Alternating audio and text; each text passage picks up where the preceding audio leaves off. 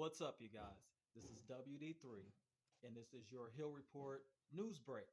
Yeah, we're definitely going to dive into the news today. The Hill Report newspaper definitely wants to make sure that we're on top and keep you on top of all of our big stories that's going on around the world. And today, I want to tackle three on our Hill Report news break today. I want to tackle the first presidential debate. Definitely was a historic event between our two candidates. Also, we want to Who talk. won? Well, we'll talk about that. A lot of people are really have a lot of comments. I think it was meme world, honestly. Also, we're going to talk about the Lakers draft Bronny James. Did you hear about that? I didn't. Well, Why do they call him Bronny? he is formerly LeBron James Jr., but he wants to have his own identity, so he goes by Bronny. Also, we want to dive into a little bit of Caitlin Clark news. There's a lot going on since she has entered the WNBA. She has definitely made it more exciting, her and Angel Reese, but there's a lot of controversy surrounding her, so let's get right into it. The first presidential debate was Joe Biden versus Donald Trump.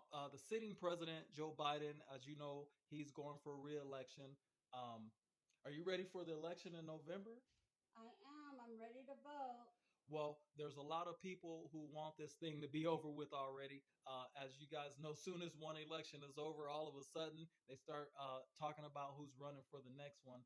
It's getting a little bit out of control, I but can't wait for it to be over. well, a lot of people can't wait either. One of the couple subjects that they tackled in the debate.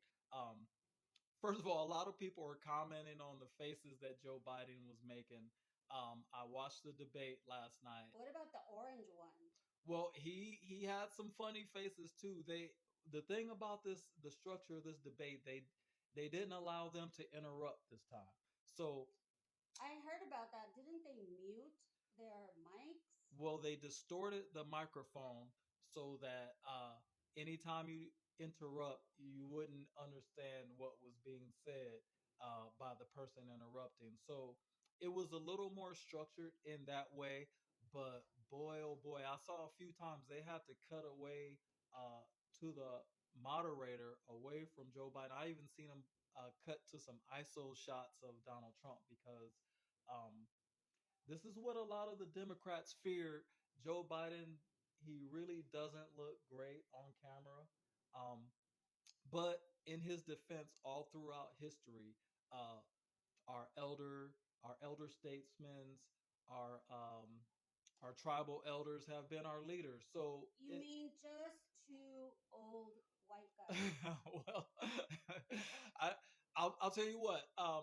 A lot of people feel that we have a weak candidate pool this year. There's also some who stand 1,000% behind their candidate. There's Trump definitely has a movement. It's been since 2016 when people thought that it was a joke, but it's turned into a movement. But real quick, they did tackle the economy. Some say they both argued that the economy was better under one another's administration. Um, I guess you have to look at the numbers. And one thing about economic numbers, you can manipulate them any way you want, You depending sure on can. your argument. They also tackled Roe versus Wade. It was, as you guys know, it was overturned. The abortion. We're Uh, just going backwards in that.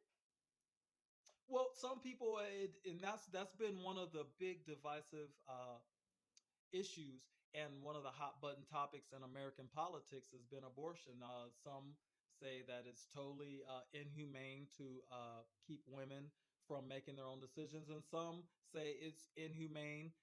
They even go so far as to say that it's killing babies. So there are so many different opinions when it comes to this issue. But they did tackle it. Roe versus Wade. They both blamed each other for the um, negative parts of abortion, Of course they did.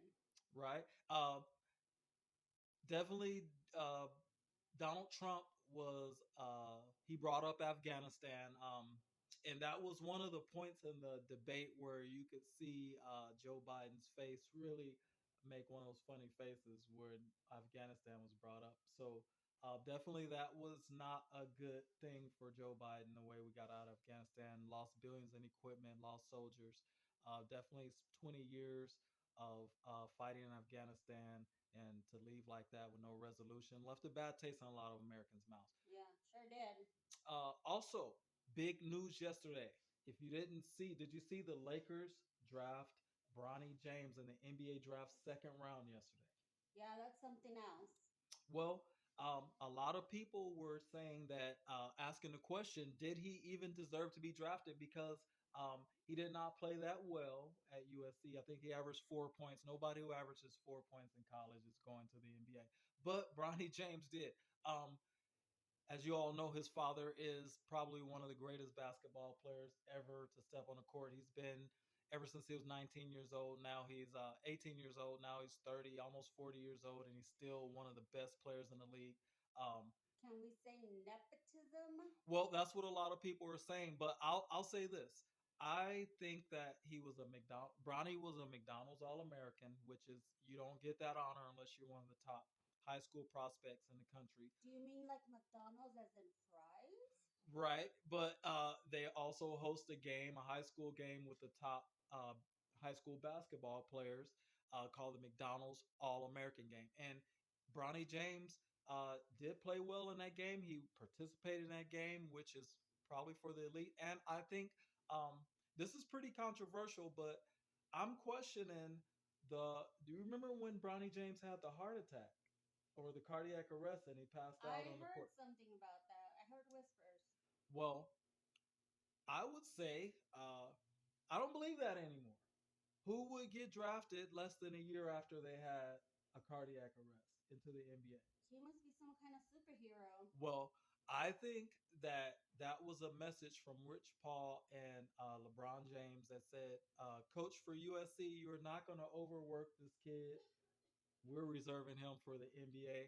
Plus, if he plays too well, we may be drafting too late to get him." And they really wanted to make sure that LeBron played with his dad. So, when do you think that he'll get a chance to play? You think he'll go to the G League, which is the NBA minor leagues, or do you think he'll just play with his dad right off the bat? I think he's gonna play with his dad. Everybody wants to see that. I do too. Um, Money. Good point. So Caitlin Clark, real quick, with a couple minutes left, she broke the scoring record in the NCAA. She's one of the most exciting female college basketball players that you would have ever seen. Now she's a WNBA professional. Um, but she didn't come in without a lot of controversy. As you guys know, she gets a ton of attention. She sells out all the arenas. Do you think Caitlin Clark deserves all this attention? You know, it doesn't matter whether you're gay or straight. The woman just wants to play. So I think we were gonna get to that. The WNBA is a predominantly, I think they said the statistic 80% gay league, if that's the proper term. LBGTQ league. It is mostly L's, I Yeah, guess. mostly else. Right.